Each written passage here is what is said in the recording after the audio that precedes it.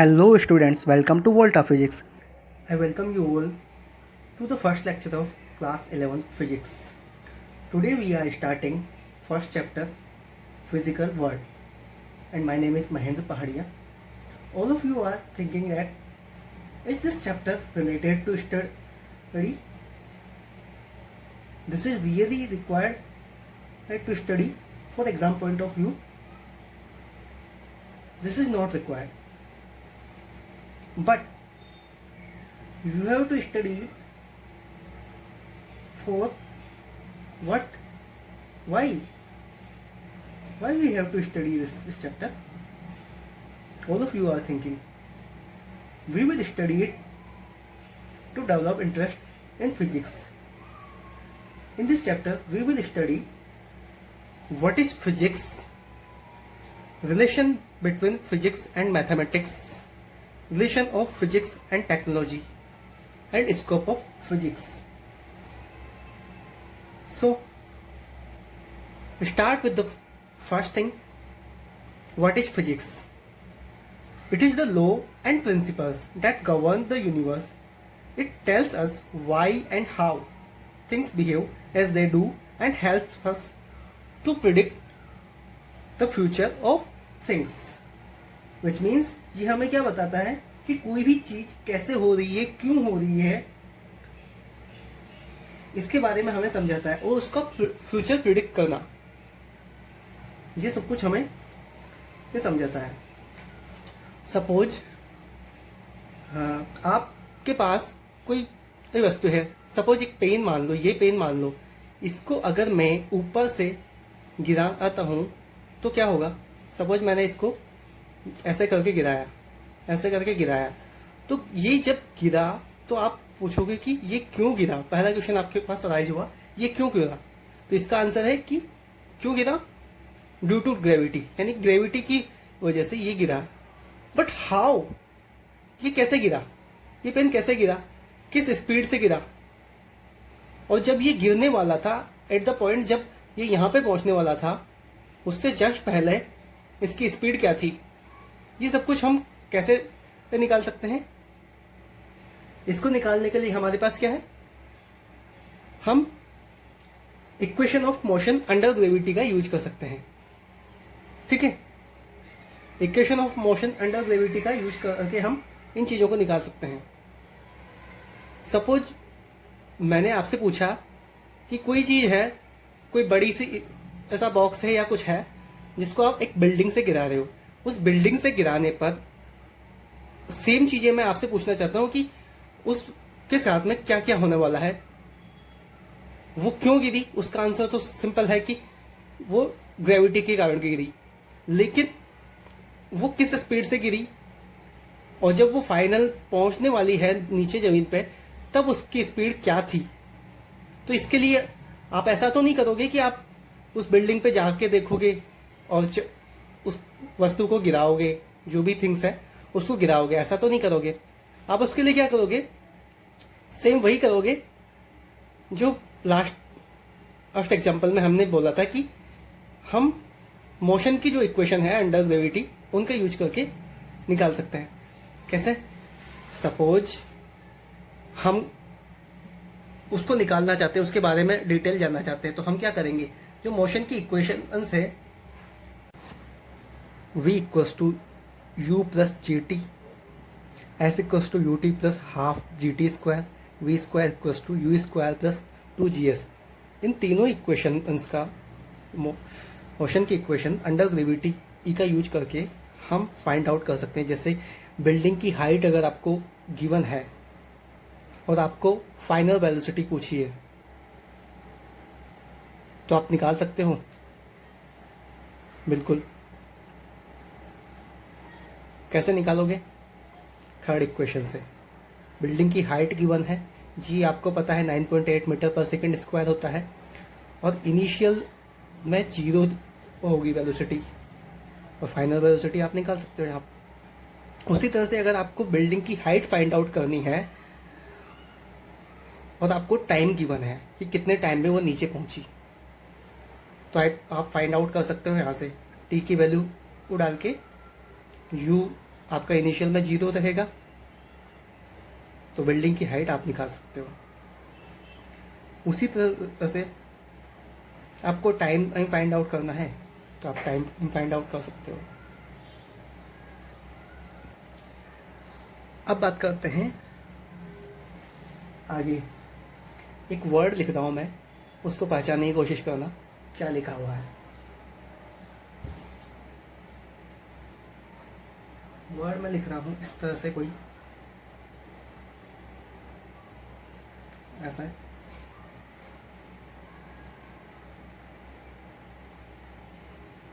ऐसा कोई वर्ड लिखा हुआ है।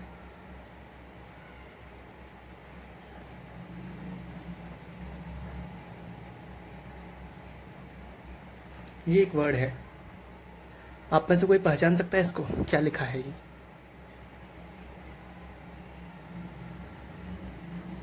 ये एक ग्रीक लैंग्वेज का वर्ड है, जो कि 15th सेंचुरी में किसी ने बताया था कि ये एक वर्ड है। तो इस वर्ड का जो मीनिंग होता है वो होता है नेचर। इस वर्ड का मीनिंग क्या दिया गया? नेचर। तो इस नेचर वर्ड से ही फिजिक्स डराई हुई है, यानी कि फिजिक्स जहाँ से स्टार्ट हुई है वो ये वर्ड था, ये ग्रीक लैंग्वेज का वर्ड था और फिजिक्स यहीं से स्टार्ट हुई थी। इसी वर्ड से, इसी नेचर वर्ड से डराई हुई है फिजिक्स।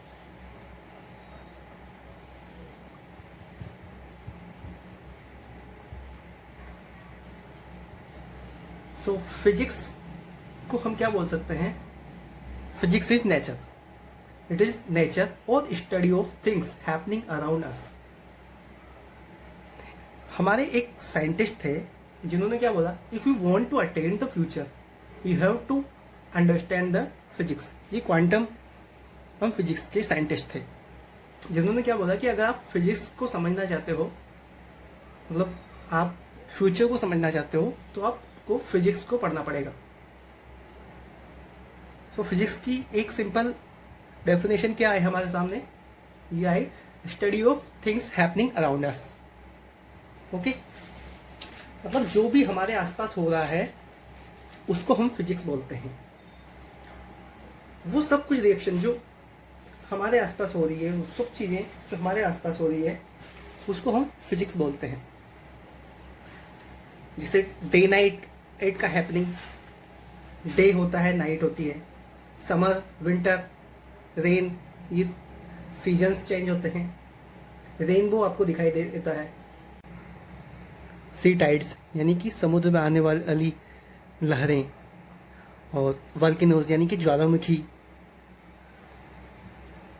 चाय का गर्म होना, तारों का ठंडा होना, मेरी आवाज़ का आप तक पहुंचना, हर चीज़ में फिजिक्स है। आपके घर में जो भी कुछ चल रहा है, इलेक्ट्रॉनिक्स, पंखा चलना, टीवी चलना, एसी चलना, हर चीज़ में फिजिक्स है।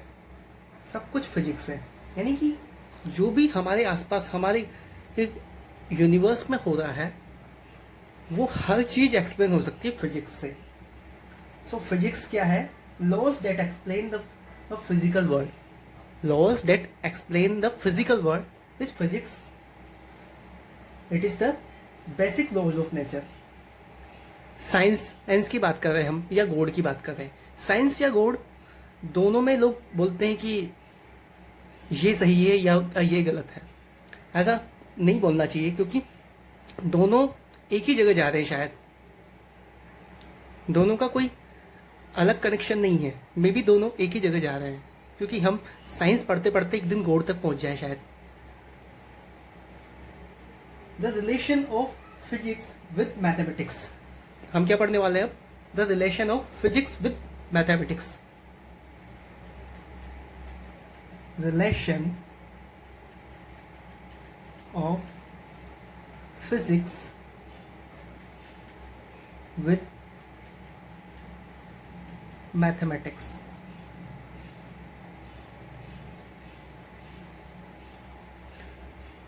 फिजिक्स का मैथमेटिक्स के साथ में क्या रिलेशन है, इसको हम पढ़ने वाले हैं।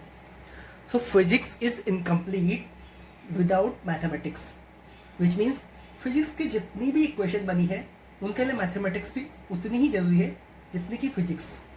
सो अगर हम ऐसा कहें कि mathematics is the Saul of physics, तो ये कहना बिल्कुल भी गलत नहीं होगा। यानी कि मैथमेटिक्स फिजिक्स की जान है, ऐसा कहा जा सकता है। एक स्टेटमेंट बोला जाता है फिजिक्स और मैथमेटिक्स के बारे में, physics is the king while mathematics is the queen. So हमने क्या बोला, physics is incomplete, physics is incomplete without mathematics. और जो फाइनल स्टेटमेंट हमने बोला वो क्या था, physics is king while mathematics is the queen of science. हमारे जितने भी साइंटिस्ट थे फिजिक्स के, जैसे कि न्यूटन हुआ, गैलीलियो हुआ, आइंस्टाइन हुआ, जितने भी बड़े बड़े साइंटिस्ट हैं फिजिक्स के, वो सब बहुत अच्छे मैथमेटिशियन भी थे। फिजिक्स और मैथमेटिक्स दोनों ही वो लोग बहुत अच्छे से एक्सप्लेन करते थे। फिजिक्स जब हम पढ़ते हैं तो फिजिक्स के लिए सबसे जरूरी है दो फंडामेंटल लॉज है या प्रिंसिपल्स बोल सकते हैं हम। फिजिक्स के दो फंडामेंटल प्रिंसिपल्स है जो फिजिक्स में यूज होते हैं। पहला जो फंडामेंटल प्रिंसिपल्स हैं, फंडामेंटल प्रिंसिपल्स,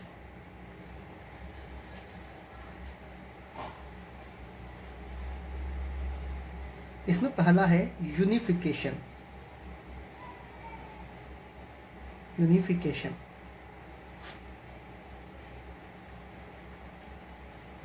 और दूसरा है reductionism.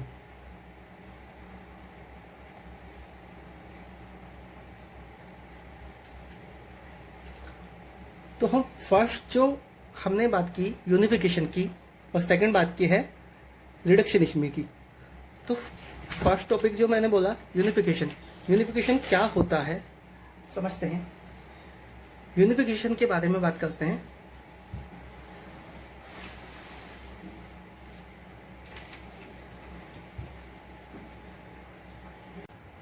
What is unification? Unification is attempt to explain various phenomena through few laws. Attempt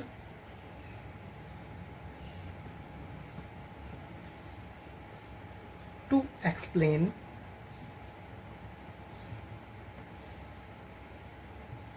various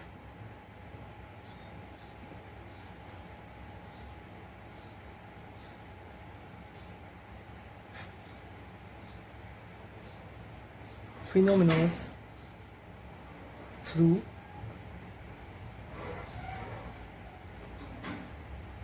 few laws, which means बहुत सारे फिनोमिना को एक ही लॉ से समझा देना, उसको बोलते हैं हम unification. Attempt to explain various phenomena through few laws, यानी एक ही लॉ से बहुत सारे फिनोमिना को समझाना। इसका एग्जांपल अगर हम लेना चाहें तो सबसे पहले न्यूटन ने जो देखा था, बड़ा फेमस ऐसा एग्जांपल है एप्पल का उनके ऊपर गिरना। जब एप्पल गिरा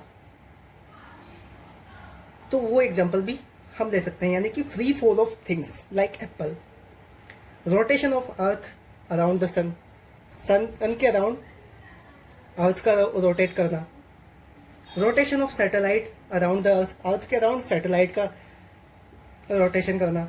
जो हम सैटेलाइट पे भेजते हैं वो अर्थ के अराउंड रोटेट करते रहते हैं।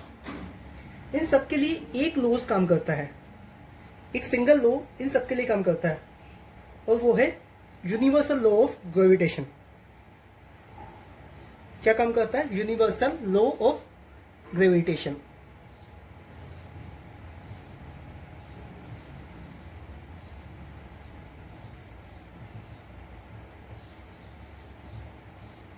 किस किस के लिए काम करता है? फ्री फॉल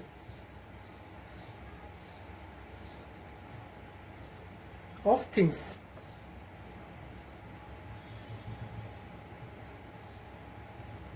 रोटेशन के लिए काम करता है। किसका rotation? Rotation of earth around sun. तीसरा होगा rotation of satellites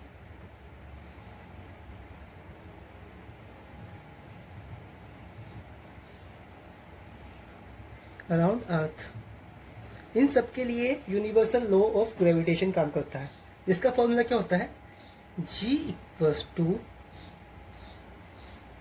sorry F equals to G m1 m2 upon R square. यानी कि दो मासेज इसके बीच में काम करता है, दो मासेज और उनके बीच की डिस्टेंस के बीच में काम करता है ये। ओके, एक और एग्जांपल लेते हैं इसका। मान लो मैंने अपने हाथों को रब किया, ध्यान से सुनना, मैंने अपने हाथों को रब किया तो क्या होगा, हीट होने लग जाएंगे। हाथों को इस तरह से अगर रब करेंगे, आवाज आ रही ना, रब कर रहा हूं तो ये हीट हो रहे हैं। अगर ये हीट हो रहे हैं तो सपोज मैं इसका उल्टा अगर करना चाहूं, क्या, अगर मैं हाथों को हीट करता हूं, ध्यान से सुनो, अगर मैं हाथों को हीट करता हूं तो क्या वो रब होने लग जाएंगी, यानी कि उनके अंदर काइनेटिक एनर्जी आएगी? नहीं ना। यानी प्रोसेस क्या हो रहा है, वन साइड हो रहा है। एक और प्रोसेस ले सकते हैं, जैसे कि एक टॉय कार होती है, उसको पीछे से खींच के आपने चलाया, ठीक है, थोड़ी देर बाद में वो रुक जाएगी। ओके, अगर वो जब रुक गई तो क्या हुआ, उसमें जो एनर्जी थी, आपने जो एनर्जी दी थी वो हीट में कन्वर्ट हो गई। तो अगर आप इसको नीचे से हीट करोगे, उस टॉय कार को नीचे से हीट करोगे तो क्या वो चलने लग जाएगी क्या? नहीं ना। यानी कि प्रोसेस क्या हो रहा है, वन साइड हो रहा है, सेकंड साइड नहीं हो रहा है। यानी कि वर्क से हीट तो जनरेट हो रही है, लेकिन हीट से वर्क जनरेट नहीं हो पा रहा है। क्यों हो रहा है? रीजन है यूनिफिकेशन। लेकिन इसको समझाने के लिए हमारे पास एक लॉ वो काम करता है, यानी कि वो सारी रिएक्शन जो एक डायरेक्शन में होती है दूसरी डायरेक्शन में नहीं होती, उनको कौन एक्सप्लेन करता है? Second law of thermodynamics. जो सेकेंड लॉ ऑफ थर्मोडायनेमिक्स है वो इन सबको एक्सप्लेन कर देता है। सेकेंड लॉ ऑफ थर्मोडायनामिक्स, ये बहुत ही इंपॉर्टेंट लॉ है। सेकेंड लॉ ऑफ थर्मोडायनामिक्स ये बहुत ही इंपॉर्टेंट लॉ है। ये इन सब चीजों को एक्सप्लेन करता है। जैसे कि एक एग्जांपल लेते हैं हम, थोड़ा सा केमिस्ट्री की तरफ चलते हैं। केमिस्ट्री का एग्जांपल लेते हैं। हमने ये लिया NaCl, हर कोई जानता है NaCl क्या होता है। NaCl में हमने ऐड कर दिया AgNO3। जब AgNO3 इसमें ऐड करेंगे तो ये क्या बनेगा, AgCl का प्रेसिपिटेट बन जाएगा ये, यानी कि नीचे बैठ जाएगा, यानी कि सॉल्युबल नहीं होगा, इसलिए हम इसको बोलते हैं प्रेसिपिटेट। एक और फेमस सी चीज है जो आपने सुनी होगी, theory of everything. Theory of everything दी थी स्टीफन हॉकिंग ने। थ्योरी ऑफ एवरीथिंग किसने दी थी? स्टीफन हॉकिंग ने। तो स्टीफन हॉकिंग ने ये थ्योरी दी थी। तो जब उन्होंने इस थ्योरी को एक्सप्लेन किया तो सबसे जो नजदीकी चीज थी, सबसे नजदीकी जो लॉ या थ्योरी थी उसके अंदर, वो थी सेकंड लॉ ऑफ थर्मोडायनेमिक्स। यानी इसी सेकंड लॉ ऑफ थर्मोडायनेमिक्स का यूज उन्होंने अपनी थ्योरी ऑफ एवरीथिंग में ये किया है। एक और एग्जांपल ले सकते हैं अपन, एक और साइंटिस्ट का एग्जांपल, सारे साइंटिस्ट के लिए जाएंगे। मैक्सवेल। मैक्सवेल कौन थे?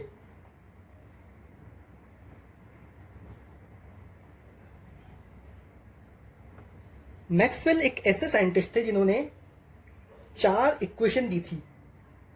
इन 4 इक्वेशन से इन्होंने क्या किया था, फिजिक्स के 4 ब्रांच को एक्सप्लेन कर दिया। यानी कि हर एक इक्वेशन से इन्होंने एक ब्रांच को एक्सप्लेन किया। तो जो फर्स्ट इक्वेशन इन्होंने दी थी उसको वो इन्होंने क्या किया था, फर्स्ट इक्वेशन से उन्हें क्या किया था, कंप्लीट इलेक्ट्रोस्टैटिक्स को एक्सप्लेन कर दिया। और ये किस पर अप्लाई होता है, स्टैटिक चार्ज पर। उसी तरह से इन्होंने एक दूसरी इक्वेशन दी थी, उसमें इन्होंने कंप्लीट इलेक्ट्रो डायनामिक्स को एक्सप्लेन किया था। ये किस पर अप्लाई होता है, डायनामिक चार्जेस पर।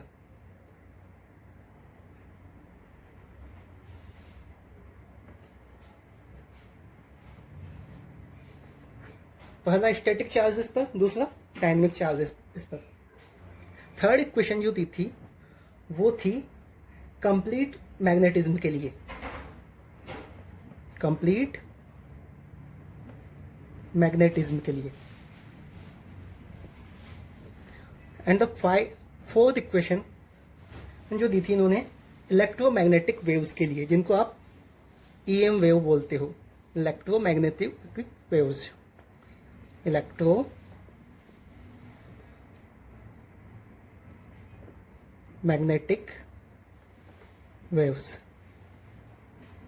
मैक्सवेल की ये जो 4 इक्वेशन है, इनसे इन्होंने क्या क्या किया, complete electrostatics, complete electrodynamics and complete magnetism को रिप्रेजेंट किया। और फाइनल इक्वेशन से इन्होंने इलेक्ट्रोमैग्नेटिक वेव्स को। तो इस तरह से इन्होंने अपनी 4 इक्वेशन से फिजिक्स की 4 ब्रांच को एक्सप्लेन कर दिया। इसको भी हम बोलेंगे यूनिफिकेशन। यानी कि पूरा इलेक्ट्रोमैग्नेटिज्म, पूरा का पूरा इलेक्ट्रोमैग्नेटिज्म इन्होंने 4 इक्वेशन से एक्सप्लेन कर दिया। It is called unification. Today we have started first part of chapter 1 physical world. We have discussed introduction of physics, which means what is physics and relation of physics and mathematics, and fundamental principle of physics. One of them is unification is completed, and in the next lecture we will discuss second fundamental principle of physics, which is reductionism and scope of physics. Till then, keep watching Volta Physics.